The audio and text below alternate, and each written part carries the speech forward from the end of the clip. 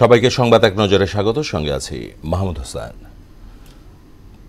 কর্মচারী ধর্মঘটে অচল সারা দেশের রেল যোগাযোগ। গন্তব্যে পৌঁছাতে কর্তৃপক্ষ বাসের ব্যবস্থা করলেও ভোগান্তি কমেনি যাত্রীদের। এদিকে যাত্রীদের জিম্মি করে কর্মসূচিকে দুঃখজনক বলে মন্তব্য করেছেন রেলপথ মন্ত্রণালয়ের উপদেষ্টা ফজলুল কবির খান। আর অর্থ উপদেষ্টা বলেছেন, এই মুহূর্তে সব দাবি মানা সম্ভব নয়, তবে পর্যায়ক্রমে তাদের দাবিগুলো মেনে নেওয়া হবে।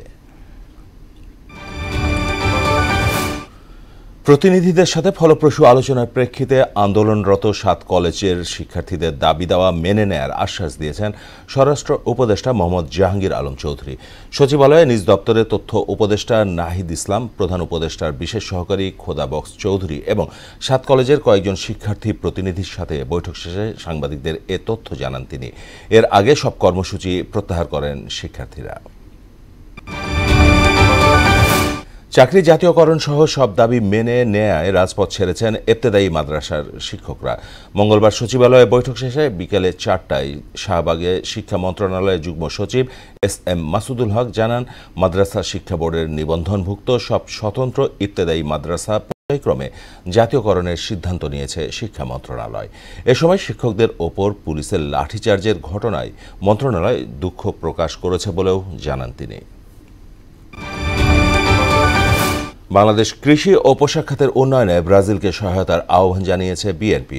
সকালে রাজধানীর গুলশানে ঢাকায় নিযুক্ত ব্রাজিলের রাষ্ট্রদূত পাওলো ফার্নান্দে দিয়াস ফেরেসের সঙ্গে দলের প্রতিনিধিদের বৈঠকে এ আহ্বান জানানো হয়।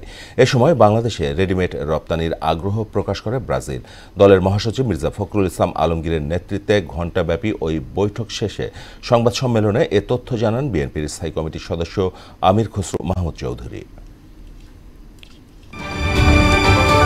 যুক্তরাষ্ট্র জুড়ে অভিযান চালিয়ে 956 অবৈধ অভিবাসীদের গ্রেপ্তার করেছে ট্রাম্প প্রশাসন। এছাড়া সিরিয়ায় 3 দিনে 35 কর্মকর্তার মৃত্যুদণ্ড কার্যকর করেছে শাসক গোষ্ঠী হায়াত তাহরির আল শাম HTS। অন্যদিকে উত্তর গাজায় একদিনে ফিরেছেন 3 লাখেরও বেশি ফিলিস্তিনি।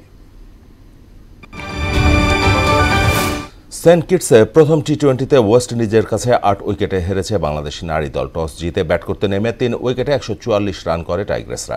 অধিনায়ক নিগার সুলতানা জ্যোতি 40 বলে 53 রানের অপরাজিত ইনিংস খেলেন। জবাবে ব্যাট করতে নেমে হেইলি ম্যাথিউজের 54 বলে 60 ও ডিন্ড্রা ডর্টিনের 22 বলে 51 রানের অপরাজিত ইনিংসের ওপর ভর করে 16 ওভার 5 বলে জয় তুলে নেয় ক্যারিবীয়রা। এই ছিল সংবাদ এক নজরে সবশেষ খবর। সবার আগে জানতে মোহনার সাথেই থাকুন। এতক্ষণ সঙ্গে থাকার জন্য সবাইকে ধন্যবাদ।